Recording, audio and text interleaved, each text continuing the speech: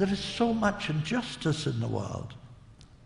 And I'm talking in America, and I have the sense that Americans as a whole don't think of justice in the same terms that I do. I don't mean they've no sense of justice. I'm sure they have. But they mean something else by justice than I do. Why do you have so many lawyers in this country? Do you need all of those lawyers to have justice? You think you do. Everybody has a dozen lawyers, if not now at this moment. If you had to have them, you would have them. They're there. There are millions of lawyers in this country.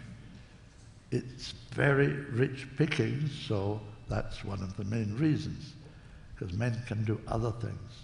But it's to do with your sense of justice. Now, your sense of justice, it seems to me, is not the same as mine. Mine is a sense of social justice, and yours is a sense of legal justice. Somebody drops a brick on your foot, by mistake, of course. He didn't just mean to do it, but you were walking along the pavement one day. Pavement, you call it a pavement? You were walking along the pavement, and there was a man on a stepladder up high who was taking out bricks and putting up bricks. And as you passed, while he was up looking up there, one of his bricks dropped on your foot. And immediately you call on your lawyers. You have at least half a dozen lawyers you know about. Many more you don't need to know about. You can look them up in yellow pages. And you sue that man for dropping a brick on your foot. It was painful. Look at the bruise it caused. And for 2 or 3 days, you could hardly move your foot. It was so painful. So you sue that man, and you get justice. That's justice. In the American mind, it seems to me that is what justice is. But America and Russia and China and the states of Europe can be as greedy and selfish and rich and powerful as they are, all of them. And there could be millions of people starving to death, as there are in the world, and you can still call it justice. It's a different kind of justice. Well, to me, there is only one kind of justice, and that's social justice. It's what happens between peoples, between nations of peoples. And we have millions of people living in unjust conditions in the world. There are millions of people starving to death in a world of plenty. It's not as if there was a shortage of food. There's a huge surplus of food per capita in the world, if it were more equitably shared, distributed. Sharing is just distributing it more sanely, more humanly.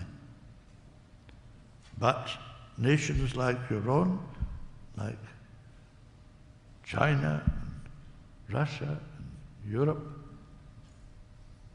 Japan, have fantastic, relatively speaking, ways of qualities of life, but don't seem to think that other people have the same rights to that quality of life.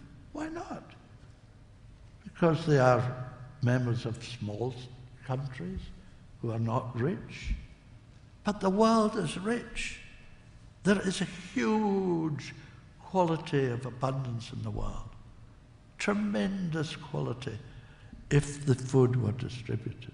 Nobody, not one child in the world would need to suffer starvation.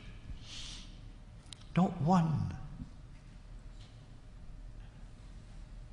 People die in their millions for want of the food which is rotting away in the storehouses of the developed world. That's the reality. It's insane, but it's true. There are millions of people more who are condemned to positions of relative inferiority. Muslims, for instance, are not liked by Christians. Christians are not liked by Muslims. Jews are not liked by either. And Hindus, they might be liked for their food or their music. It's entertaining, but they're not to be taken seriously.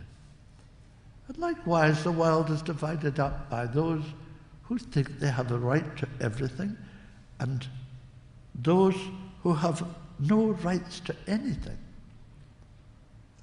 So how can you have a world at peace if you have that injustice? There will never, ever be peace if there is injustice in the world. And if there never is peace, there will be war. And if there is war, even a small war can become a big war. And a big war would be a nuclear war. And a nuclear war would destroy all life on planet Earth. That's the reality.